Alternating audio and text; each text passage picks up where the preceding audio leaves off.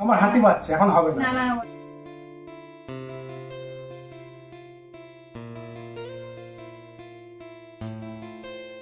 নমস্কার, আমি মিষ্টির মা। আপনারা সকলে কেমন আছেন? আমি ভালো আছি। আপনাদের সকলকে আমার পরিবারের স্বাগত। আর কদিন ধরে এত বৃষ্টি পড়ছে, ভালো লাগছে না, বাইরে বেরোতে পারছি না, কিছু না, কতক্ষণ ফোন টিভি দেখবো। তাই সবাই মিলে ঠিক করলাম একটা নতুন কিছু করার চেষ্টা করি, সবাই মিলে একটা একটা করে রান্না করব। আর এটাই দুপুরের মেনু। কি কি রান্না করছি, কে কি রান্না করছে সবাই দেখতে থাকুন। আপনারা কেউ স্কিপ করবেন না, প্রথম থেকে শেষ পর্যন্ত দেখবেন। চলুন শুরু করা যায়।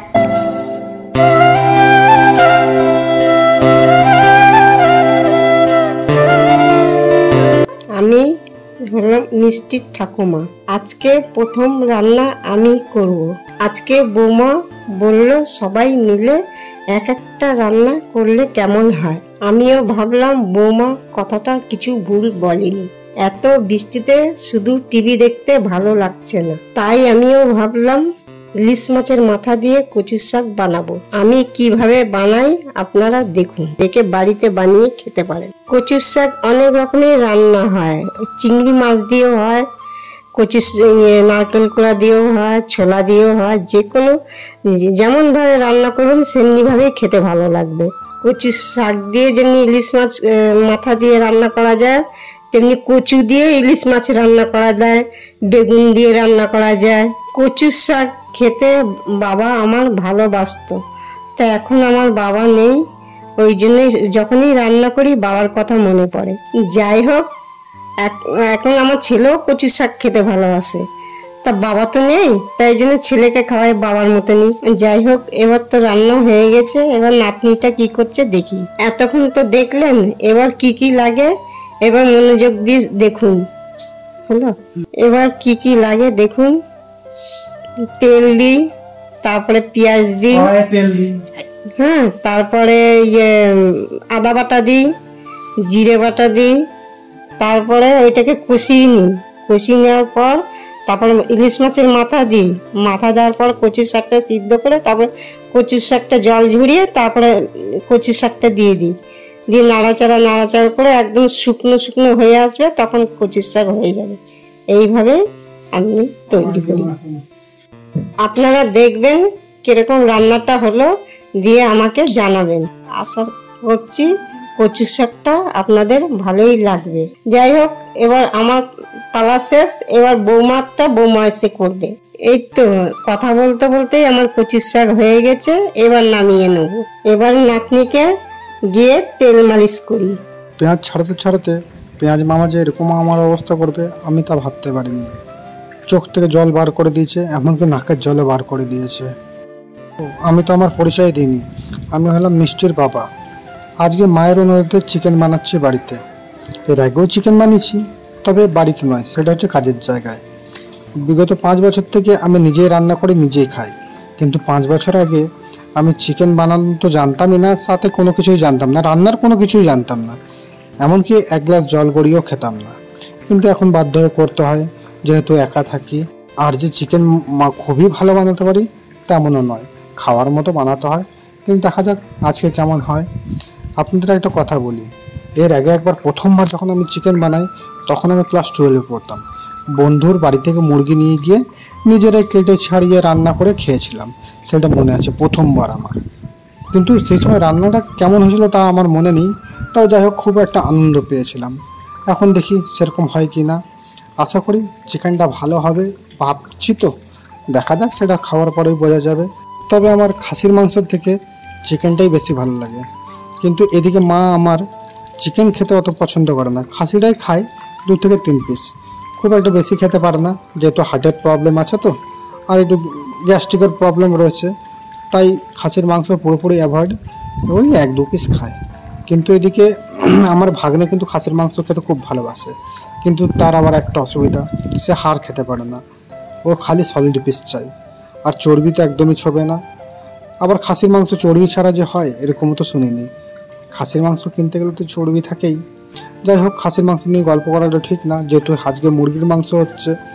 এবার ভাবছি মুরগির মাংসটা কাকে দিয়ে টেস্ট করাবো, যে নুন ঝাল মশলা এগুলো ঠিক হয়েছে কিনা।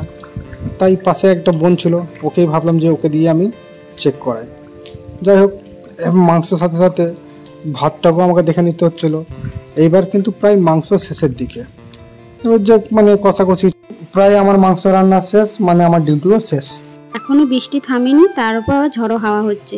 মাছটা রান্না করার কথা আমার ছিল, কিন্তু মেয়েটা এত কান্নাকাটি করছে, বাধ্য হয়ে আর রান্না করতে পারলাম না। তাই মাকে বললাম, মাই বললো যে আমি রান্নাটা করছি, তুমি যাও মেয়েটাকে ধরো গা। আমি মেয়ের খাবারটা করে নিয়ে সাইড দিয়ে চলে গেলাম, বাকি রান্নাটা মাই করলো। আমি ভেবেছিলাম চুনো মাছের টক আর ঝালটা করব। মেয়েটাকে এত কাঁদছে যে কি আর করবো, কিছু করার নেই। মেয়েটাকে কাঁদিয়ে তো আর রান্না বান্না থেকে এগোতে পারছি না। এমনিতে আমার মেয়ে কিন্তু শান্ত, কি জানি কি হলো এত কান্নাকাটি করছে। আর মেয়ে কাঁদলে কার ভালো লাগে বলুন, কারো ভালো লাগে না।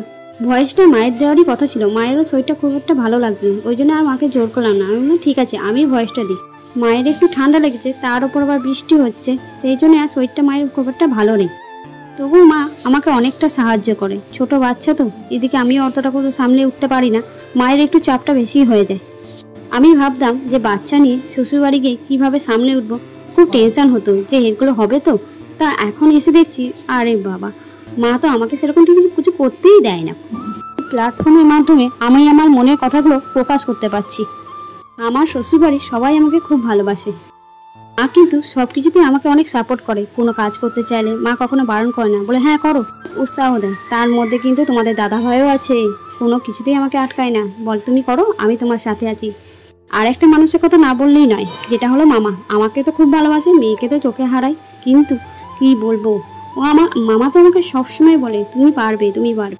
এদিকে বড়মশাই আবার খিদে পেয়ে গেছে, মাকে তাড়া দিচ্ছে, মা তাড়াতাড়ি করো খিদে পেয়েছে, আর কতক্ষণ।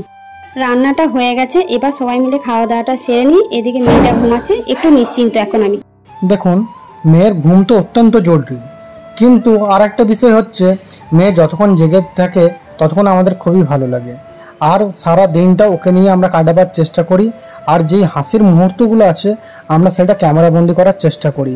কিন্তু আর একটা কথা, মেয়ের তো ঘুমও দরকার, না ঘুমোলে ওরও তো গ্রোথ হবে না, না সবই বুঝি, কিন্তু মেয়ে ঘুমালে বাড়িটা একদম পুরোপুরি নির্জন হয়ে যায়। আসল কারণ হচ্ছে আমাদের সকলের মধ্যমণি হচ্ছে এখন আমাদের মেয়ে, আমার মায়ের, আমার বউয়ের, এমনকি বাড়ির যে কাজ করতে আসে তারও। মেয়ে আমার খুবই শান্ত, ওর পেট ভরা থাকলে আরও কোনো কিছুই দরকার হয় না। নিজে নিজে একা একাই খেলা করে, একা একাই হাসে, একা একাই এদিক ওদিক তাকিয়ে থাকে। তবে আরেকটা জিনিস, যদিও পেচ্ছাপ করে সেই বিছানায় কিন্তু মোটেই শুতে চায় না, কেন কি জানি, ছোট থেকেই অভ্যেসটা। যদিও বিছানায় পেচ্ছাপটা কমই করে, তাও অনেক সময় কখনো কখনো যখন করে ফেলে তখন আমরা ওর মুখের এক্সপ্রেশন দেখে বুঝতে পারি যে বিছানা ভিজে গেছে। আমরা ভাবি যে কবে ও হাঁটা চলা করা শিখবে বা কথা বলা শিখবে, এদিক ওদিক দৌড়ে বেড়াবে, তখন কিন্তু অনেকটাই মুশকিল হয়ে দাঁড়াবে আমাদের জন্য। কথাটা বলতে আমার নয়, আমার মায়ের আর আমার বউয়ের। কারণ আমি তো থাকি বাইরে, আপনাদের এর আগেই বলেছি, দীর্ঘ 5 বছর থেকে আমি বাইরে থাকি, মাঝে মধ্যে বাড়ি আসি। কিন্তু মেয়েরা সবসময় বাবাদের চোখের মণি হয়, আর মেয়েও তেমন ওর বাবার চোখের মণি। মিষ্টির বাবা যখন মিষ্টিকে আদর করে, তখন আমার মনে হয় আমি যখন ছোট ছিলাম ঠিক এইভাবেই হয়তো আমার বাবা আমাকে আদর করতো। ছোটবেলার কথা তো আর কোনো মনে থাকে না, কিন্তু বড় হয়ে কিন্তু খুবই ভালোবাসতো, সেটা এখন মনে আছে। তখন দেখি মিষ্টির বাবার সঙ্গে খেলা করছে, মজা করছে, তখন আমার বাবার কথা মনে পড়ে। তখন হঠাৎ করে বাড়িতে একবার ফোন করি যে বাবা কি করছে। আর ঠিক সেই সময় যখন আমি মেয়েকে কোলে নিতে যাচ্ছি, তখন আমার কাছ থেকে কেড়ে নিয়ে তার বাবা কোলে নিতে লেগে গেল। আমাকে দেবে না, ও আদর করবে। আমার মেয়েও কিন্তু এইগুলো খুব ভালোবাসে। দেখুন বন্ধুরা, দেখলেই বুঝতে পারবেন। মুহূর্তগুলো যখন দেখি তখন খুব ভালো লাগে। দেখতে দেখতে আবার মামাও ঘর থেকে বেরিয়ে পড়েছে। নাতনি বলে কথা, কোলে না নিয়ে আর থাকতে পারছে না, কতক্ষণে কোলে নেবে। তাই আমার বরের কাছ থেকে কেড়ে নিল যে এবার দে, আমি আদর করবো, একটু খেলা করি আমার নাতনির সাথে। এতক্ষণ চোখে ঘুম ছিল তাই ভালো করে হাসছিল না, যেই দাদুর কাছে গেল আর তখন দেখছি কি হাসি। দাদুকে পেয়ে আমার মেয়েও কিন্তু খুব খুশি, ভাবছিল কখন দাদু আসবে, আমাকে একটু আদর করবে, তাই না?